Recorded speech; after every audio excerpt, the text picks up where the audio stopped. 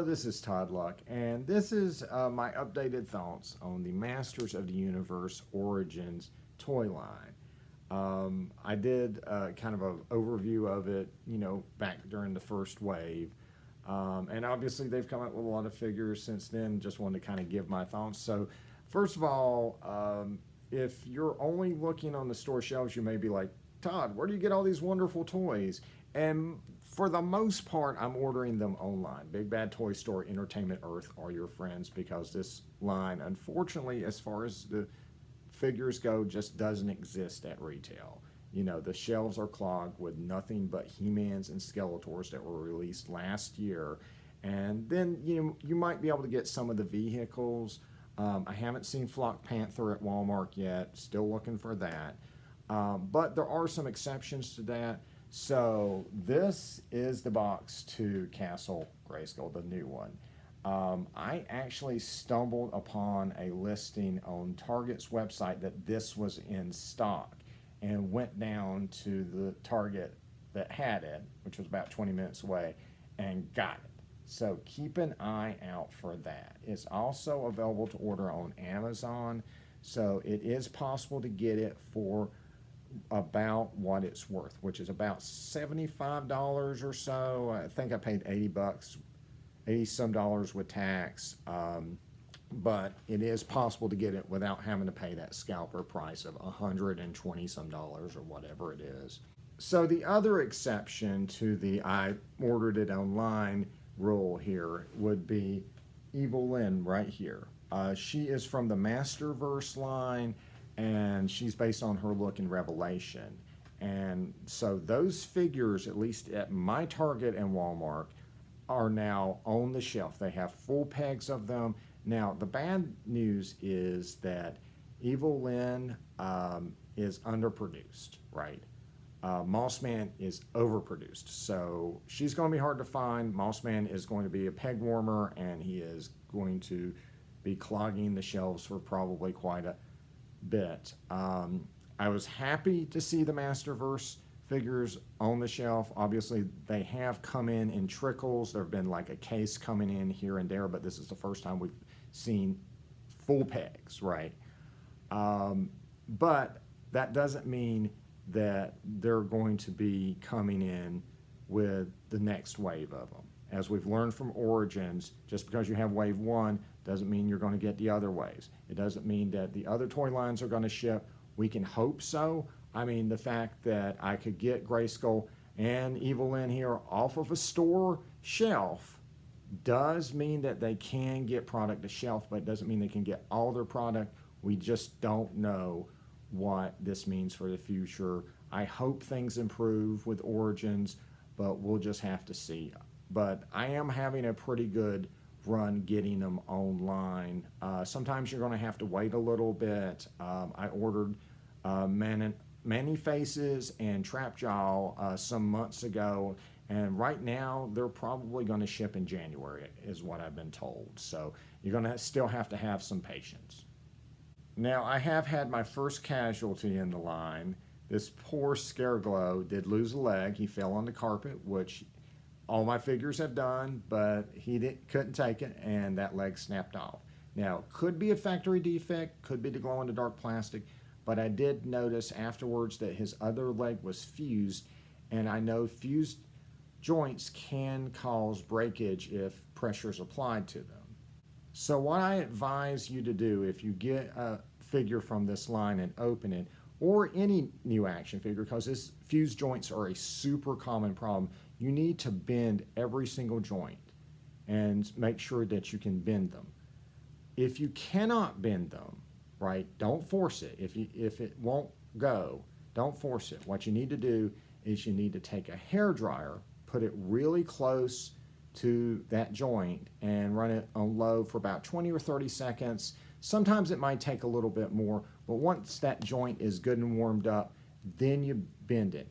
And once you bend it one time, you're good for the rest of your life. That thing will work after that perfectly.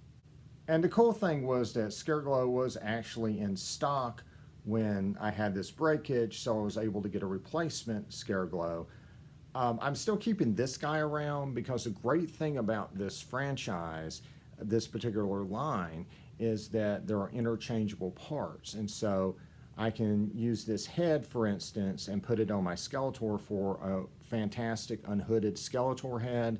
I could take the top part off and put a new bottom on him and create this cool looking, dude with a skeleton chest and all this stuff.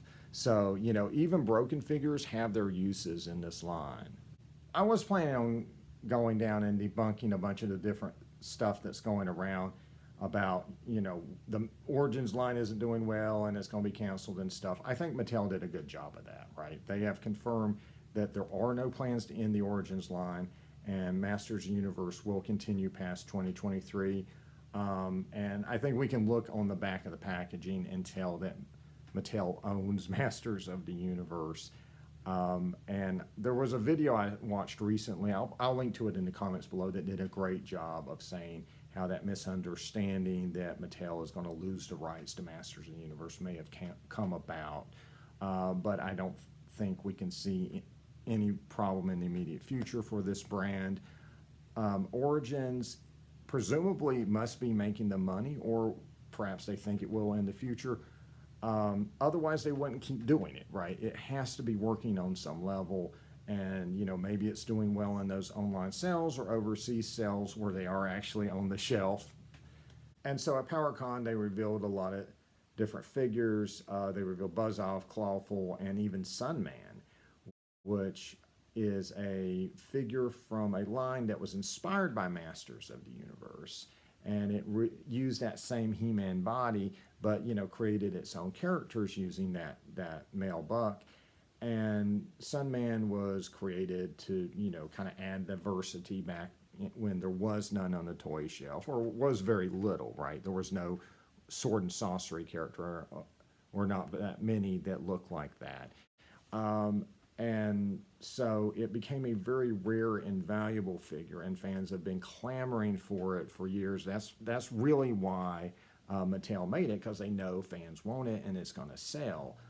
And there's actually going to be other Sunman figures. So there will be Sunman. He's going to have a regular release. He already had his Mattel Creations released. It sold out in a few minutes, but he'll have a regular retail release. Hopefully it's going to be a deluxe figure, because I know they're trying to recreate that figure everyone wanted to get, so they're very faithful to the original design of it, but it looks a little okay to me. It looks a little goofy, but the extra stuff they added, like the flame on the sword and the interchangeable head, that's what I want. That if I can get that as a deluxe figure, that's a absolute buy. If it's a regular figure, I don't know about it. I don't have any nostalgia or connection to that particular figure. But they're also going to put out his arch enemy, which is Pighead, I believe is the name of the character. He's a dude with a pig head. And there's one other figure from that line that they mentioned in the slideshow, and I don't know the name of the character. If someone remembers what it is or knows what it is, please comment in the comments below. And there could be others that they haven't announced that they'll be putting out. It is a pretty easy line for Mattel to put out and incorporate into Origins, because it is, just that He-Man buck with, different armors and heads. So it would be super cheap, but I don't think they're going to exactly flood the shelves with Sunman characters. And they also announced that they were doing Stridor, which looks fantastic. And I presume we're also going to get Night Stalker as well, which is the evil version of Stridor. They just, repaint him black and gold, and it looks pretty darn cool. And so I thought, since the line is going forward, it might be fun to update my predictions and hopes for the figures we're going to get in the line. What I didn't know when I made those predictions in my Wave 1 overview video was exactly how the line works. I didn't realize that it's basically based on reused parts. That's been the way it's been since Wave 1, and it'll use the same chests and arms and stuff over and over again in different figures for the regular figures. And then for the deluxe figures, it'll be stuff that would require more tooling. It'll be, stuff with unique bodies like Ram Man or Mosquitor, right? And so some of my predictions that involve reusing parts were spot on. So they gave us that merman that looks like the card art. I called that one. And they gave us an Evil Lyn that didn't have yellow skin, just like I said. But those are reused parts. Some of my other predictions did involve a lot of tooling, Scorpina and Shadow Weaver. Now, we can still get those, but obviously with the entire horde needing tooling, those are probably all going to end up as deluxe figures. So, take a ticket, ladies. It may take a while to get to you. So let me update my predictions and just say some of the things I think we're probably going to get, with keeping in mind with that we're going to be using a lot of parts over and over again. So one of the PowerCon exclusives was a pack that had Grizzlor and a Horde Trooper in it. So I think we're going to hopefully get these. Now, Grizzlor, this looks like an expensive figure to put out. I mean, I'm honestly impressed to this day this even exists. But I'm hoping that they can get it to the point where it can be released as a deluxe figure. Maybe, releasing it at PowerCon and getting all the money from that will help pay for some part of that. I don't know. I just want my Grizzlor. I think it would be great to get a Origins version of Grizzlor. Horde Trooper, I think, is definitely coming. If they do it like they did the Palace Guard, which you can order right now, it will be a deluxe figure with probably some interchangeable stuff. Now, there's probably not a lot they can do armor-wise, but I think they could definitely do stuff with heads. And what I would like them to do is give us a Hordak head without the collar, so we could create that scene from the Secret of the Sword movie when Hordak, was still young and stuff. I think that would be cool. Obviously, we can already pop on like He-Man's head, for that scene where he's undercover as a Horde Trooper in the movie. Also, throw in the head from the 2000X series, right? The one that had like the bat ears or something. I think as long as you get those two heads in there and the weapon or weapons, I think you're good. Now, they gave us a glance at Flying Fists He-Man and Terror Claws Skeletor. I think I got the name of He-Man right. I didn't have that one when I was a kid. But you'll notice that they skipped over variants, just like they did with Hordak. They didn't do Hurricane Hordak. They skipped over variants of both He-Man and Skeletor. So we didn't get Thunder Punch He-Man or Dragon Blaster Skeletor. I didn't have that one either as a kid. I think those could still be coming. I mean, obviously, there's a lot of reused parts and variants. Now, Dragon Blaster Skeletor involves a water shooting gimmick, and I don't know if that's expensive or difficult to pull off. And He-Man here had caps in his backpack that you would put in the backpack, and they would go off and make this kind of, bang sound when he would punch. Now, there may be some concerns, maybe like someone might mistake that for a gunshot or something nowadays. If there are concerns or issues with doing their classic action features, I think it's perfectly acceptable and perfectly fine if they wanted to do something a little bit different with them. I think that's perfectly fine. I feel like, if we're going to do all the variants, we ought to do all the variants. And this is my favorite He-Man ever, even though he is missing a leg. And by the way, there was also Jitsu that was revealed for Origins at PowerCon. And so once he is released, they're going to have all the parts they need to do all the reusable parts they need to do a King Randor. And I fully expect him to be coming, because if you look at this mini comic, he is literally the only character they have not announced or released. So I fully expect King Randor to be coming, if only so we can recreate this mini comic.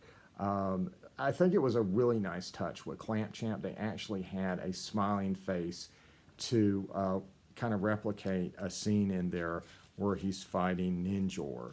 So I think that was kind of a nice touch.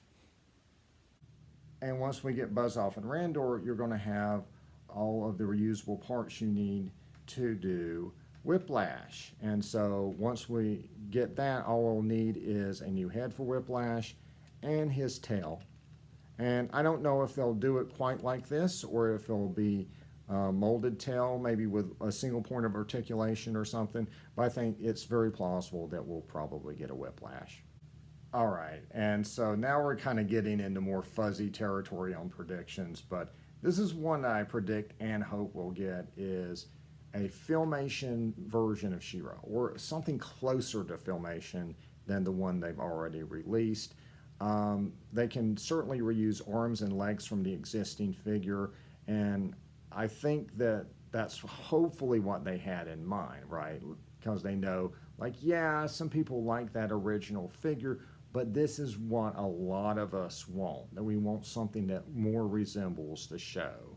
And so I'm hoping that comes, you know, maybe next year or the year after that.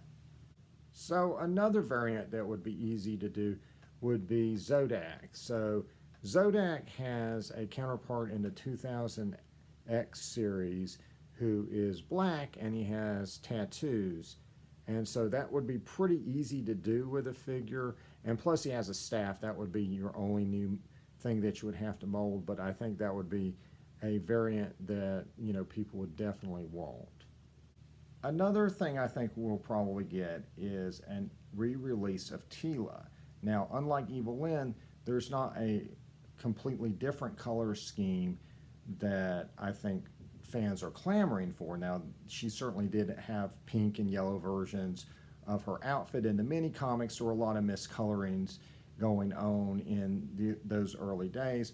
But I think a figure that I think people would want to have is if we did the blonde Teela with the long hair. Now, this was hinted at on some card backs. She actually did appear with blonde hair, though that was, I think it was Up or something. This is what I want. I want that long blonde hair, and I think that would be an absolute dream come true and would let us have a Teela body that has those new knees that the fans really, really want because they just look a lot better than the old ones. It's also not going to surprise me if we get repaints of figures based on how they appeared in the mini comics or how they appeared on card art. So for instance, you know, Ram Man and Manny Faces both have slightly different color schemes, so that would give them a good opportunity to repaint them. And of course, another famous example of that is Roboto, who has a very different color scheme in the mini comics than he did on his figure.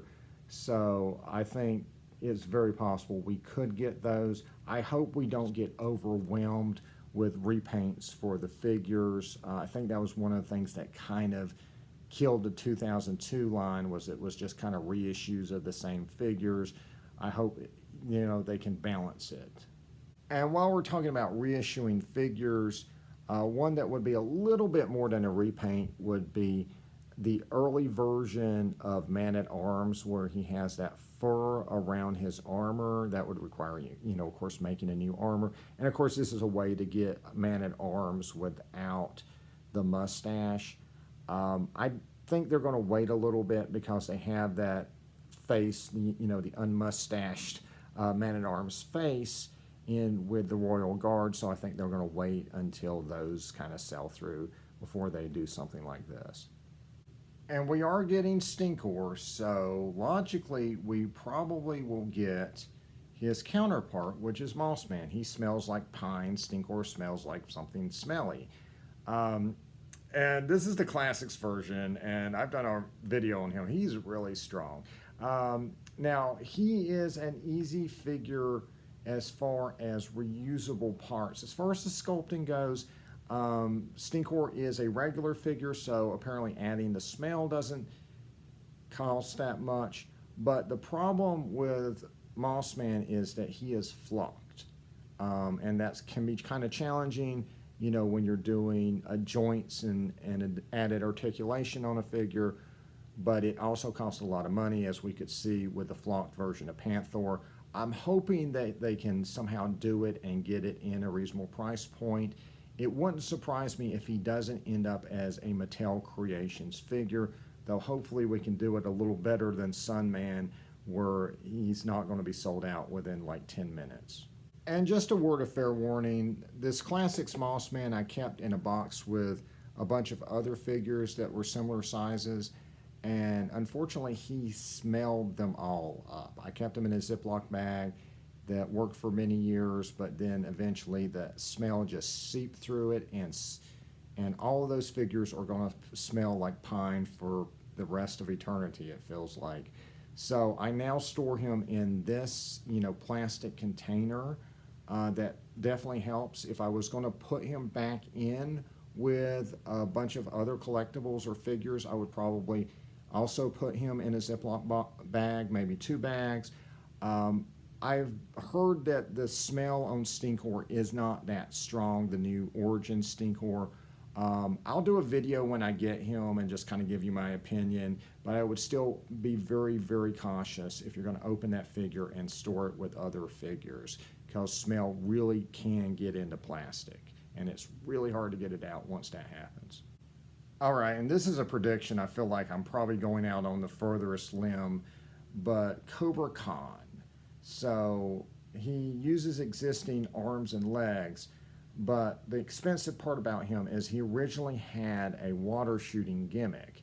And so it looks relatively cheap. This is just a little pump that you press down and he shoots out water. I obviously have him empty.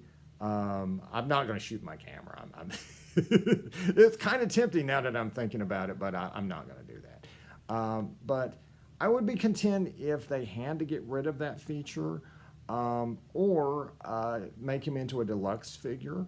Hopefully they can get it down to that $20 price point.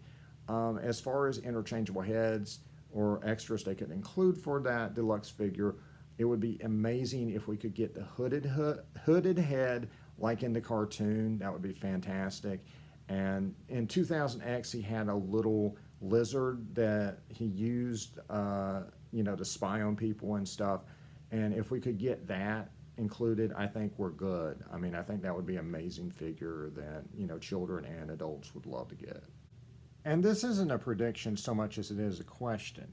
So they drop a lot of hints and do a lot of inside references on the card art.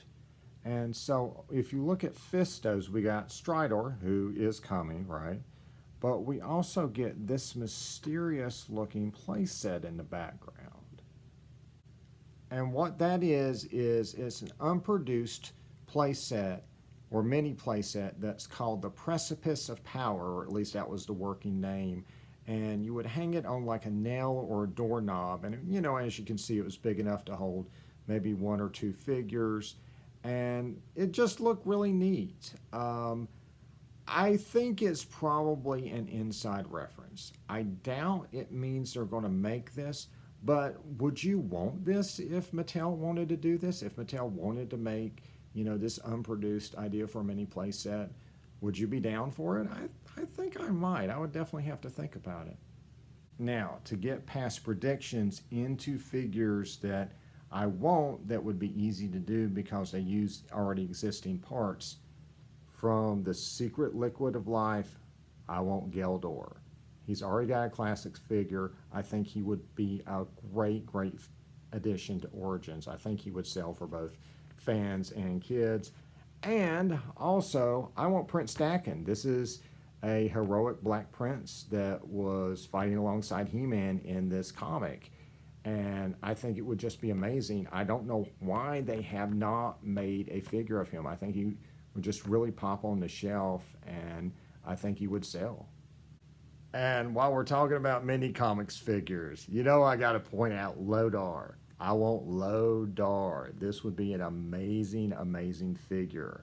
He kind of looks like basically the Snake Eyes for Masters of the Universe. He's just got all these dark colors, and he just looks totally, totally badass. And while we're at it with that mini comic, why don't we throw in the Gladiator Garn? I think he would make a fantastic figure.